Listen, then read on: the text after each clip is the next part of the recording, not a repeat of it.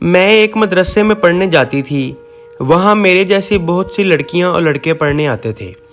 सुबह 7 से 8 और शाम 4 से 6 बजे तक उस्ताद हमको पढ़ाता था। वो बहुत सख्त मिजाज उस्ताद था, छोटी छोटी गलतियों पर मारता था।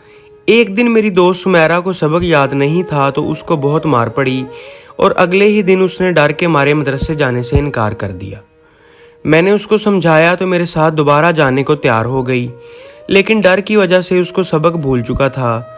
जब सब बच्चे अपना सबक सुना चुके तो आखिर में उस्ताद ने सुमेरा को बुलाया तो वो बेचारी बुरी तरह से फंस गई और उसको कुछ भी याद नहीं था। लेकिन उस्ताद ने उसको मारने की बजाय प्यार से समझाना शुरू कर दिया और कहा कि जब सब बच्चे छुट्टी कर जाएं तो आधा घंटा मज़ीद तुम मेरे पास रुक जाना, मैं तुमको अच्छी तरह से सबक याद करवा दूंगा।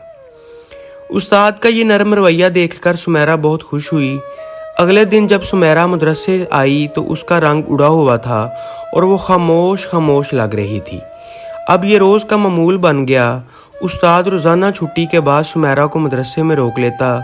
मुझे शक हो रहा था कि दाल में कुछ काला है, लेकिन मैं 8 साल की थी, इसलिए मुझे किसी चीज़ के बारे में मालूम नहीं था।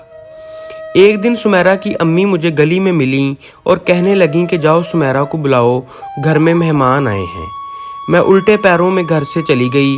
जिस कमरे में हम पढ़ते थे वहाँ ना सुमेरा थी और ना उस्ताद। मैं सुमेरा को ढूंढते हुए आगे स्टोर में आ गई।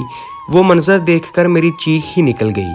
उस्ताद ने सुमेरा के कपड़े उतारे हुए थे और उसके साथ बदफेली कर रहा था। मुझे देखकर वो जल्दी से कपड़े दुरुस्त करने लगा।